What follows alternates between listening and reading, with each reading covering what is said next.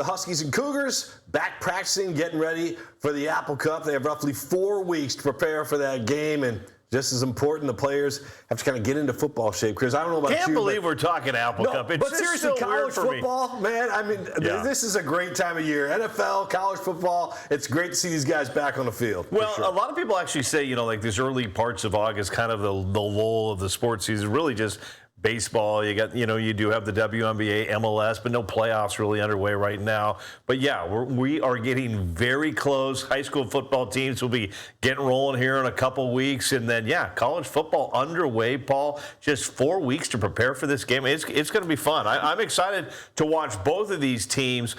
Huskies predicted 7th in the Big Ten. I think they're better than that. Yeah, well, the Cougars aren't letting out much information at all about their squad. I think Kirby Moore's just keeping everything under wraps out there in Pullman. But as Chris mentioned, just 4 weeks away. Normally these guys only have like a week to prepare for their next opponent, but they've got 4 weeks to get ready for each other. It's also a big time for these guys to get into football shape. There's always a lot of conditioning in August and also a lot of learning. Huskies head coach Jedd Fisch talked earlier this week about improving as a coaching staff and a team.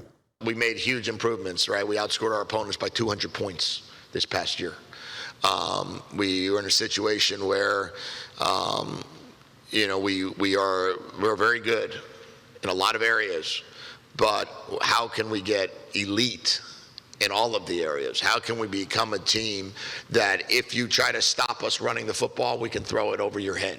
If you try to stop us in the passing game, we could have an unbelievable ability to run the football. If you take away our running back, our quarterback's going to beat you. If you take away our quarterback, our receivers or our tight ends are going to beat you. All right, let's take a look at the Huskies schedule as Jedd Fisch talks about this team. Obviously, they're going to start out with Washington State, Apple Cup September 6th. Then it's Utah State at home, Eastern Washington at home, Minnesota at home. I think, Paul, a lot of people, we're not going to break down every game here, but you could say, hey, they're going to be 4-0.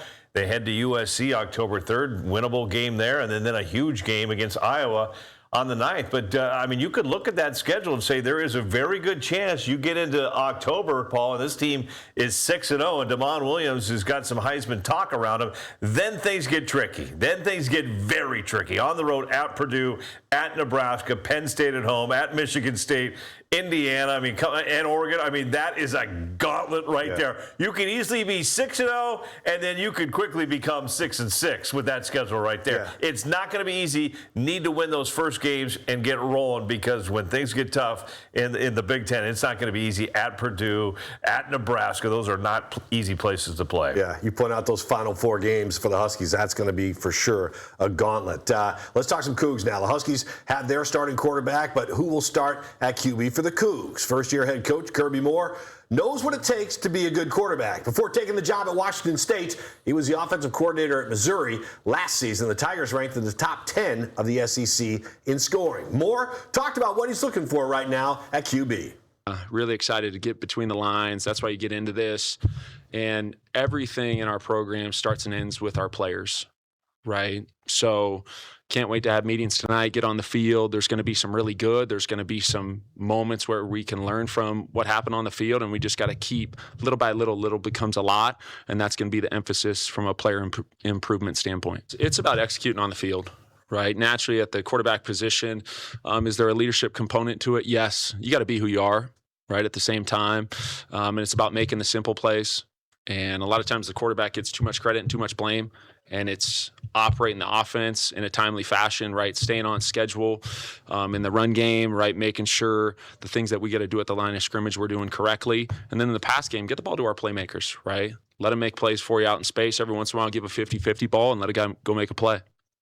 All right, there he is, the pride of Prosser, Washington. I know there's a lot of excitement about Coach Moore, what he's doing with his Cougs. Let's take a look at their schedule, shall we, right now. The Cougs obviously opening up at Washington. Then they head to, they're going to take on Kansas State September 12th.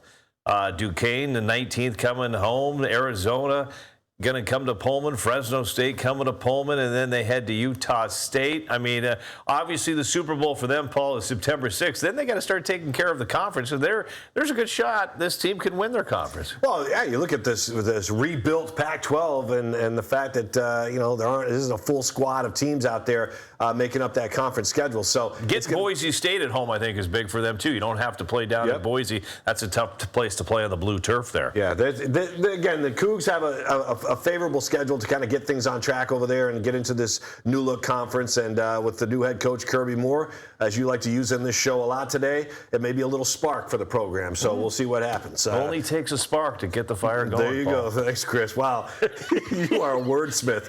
Elise Woodward has been on the sidelines for the Apple Cup for decades. This season, she'll be in the broadcast booth as the new voice of Husky football. She joined us on the show yesterday, and she can't wait for the Apple Cup to open the season. The passion behind this rivalry is always going to be there, whether it's played in September or it's played in November. And I'm so glad that this rivalry is still going. And there's no time to ease into this if you're a Husky fan. Like, it's coming right away. You've got the Cougars who want to beat your tail into the ground, just like the Huskies want to do to the Cougars. And that's whoever gets to hoist that trophy at the end of the game. It means something. It really does. And they get fired up, as does the entire fan base. No question that trophy means something. I know it no longer means, a conference victory or going to the Rose Bowl. Like, you and I have been covering this game for several decades now, and there's been some great battles through the years. But I'm just so excited that this game is still taking place. You still have a lot of players that grew up in the state of Washington, playing for Washington State.